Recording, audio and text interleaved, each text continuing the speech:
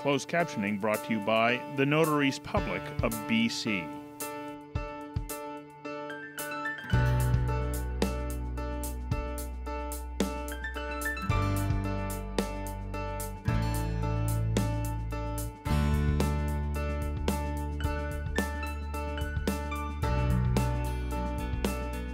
Welcome back. Joining us now is longtime sports medicine expert, Dr. Doug Clement. Hi there, Doug. How are you? Doug, we've got a great profile of the week, and Daniel Wesley is going to ask you the first question. All right. Guy gets to be this age, using his shoulders as much as he does in the wheelchair. What should I be thinking about doing to maintain my shoulder integrity for the next decade or 2 decades? Well, that's a loaded question. So to repeat again, he's asking about the integrity of the shoulders. He's saying, how do I keep these things working? Well, when you start looking at a wheelchair athlete who, say, does the marathon, which is a repetition of the same movements over and over and over and over again. They're very predictable, almost mirror images of one another. And it just turns out that the shoulder is constructed in such a way that the tendons that hold and move the shoulder have to go through a very narrow space. Right. And so the sort of shoulder impingement syndrome of the rotator cuff is the biggest single problem. And that's because you're using those things over in exactly the same plane. And so that any little swelling or any little overuse to it leads to swelling in a contained space, and then you start getting friction or impingement. One way out of it would be, and I think Daniel might be a good example of doing this spontaneously, probably not for this reason, but by mixing up what he does as an athlete, instead of just doing one particular sport in the chair, he probably does others. I understand that, Daniel, you hit the tennis ball as well, and I think that's a good exchange in terms of the actual, you know, you're moving your shoulder in different manners and not repeating the same thing over and over again. So it's a good question, and there's no easy answer because most modern athletics are taking the body to the extreme.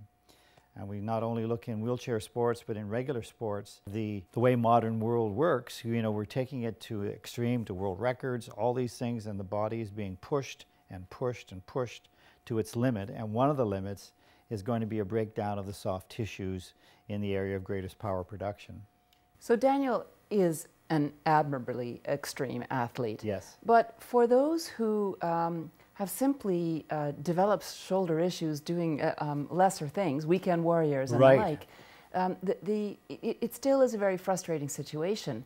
And you're saying, yes, go ahead and do cross-training as much as possible. Absolutely, that's exactly what I mean. If you do have an injury, and it's one that's not going to go away, how do you modify your regime so you still can maximize your workouts and enjoy? Well, when we start looking at the general concept of what happens when anybody, whether they're in a chair or whether they're not, when they develop an overuse injury or they have a traumatic injury, the idea is not to repeat the process that created it. But when it's training, when you're repeating some motion that's specific to the sport, you really want now to cross-train. And one of the biggest factors in non-chair injuries like that is the impact of the body weight.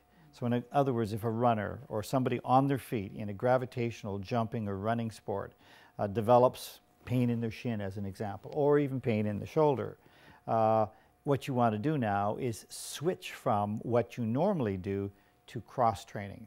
So if you're a runner, you get in the water and run in the water or swim. Get onto a bike, which is different mechanics, different weight bearing, different stresses. And the same principle could be applied to people in a chair who are looking for extreme performance. They need to modify what they're doing, not to repeat that which created it, but still to keep active and strong. And I can only guess that anyone who's really a keen athlete or wants to carry on no matter what, I mean, once you hit 55 or 60, when you are doing something and you've got to stop it for a while, athletically, it's a whole lot harder to get yourself geared up again. Absolutely. And so for a lot of athletes and serious competitors and people who just want to maintain their health, stopping is not a possibility. Well, they want to just keep working through it. It is if you use the words correctly. In other words, if you came to me and said, look, you know, I've got this pain in my shin. I've been running a little bit extra. I did my long run on the weekend, and now I've got this pain. What should I do? I said, well, before this gets serious and you continue to run with it, let's spend 3 or 4 days in the water or on the bike. And if the pain disappears, then we start up again gradually. And so we never say stop. We just divert you into a non-weight bearing situation. Not so simple in a chair, though. Okay, always wise words of wisdom from you, Doug Clement. Thank you so much. Terrific. We'll be back in a moment. North of 49, a guide to the rest of your life.